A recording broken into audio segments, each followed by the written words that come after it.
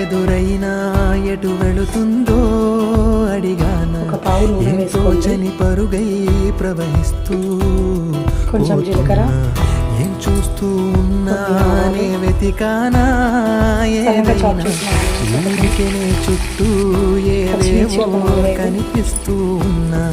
కదలని ఓశిలనే అయినా తుడిలో కరిగే కలనే అయినా, ఏం తేడా ఉందటను ఎవరంటూ అడిగిదు నన్నెవరైనా, ఇలాగే కడదాకా ఓ ప్రశ్నే ఉంటానంటున్నా, ఏదో ఒక బదులైనను చెరబొద్దు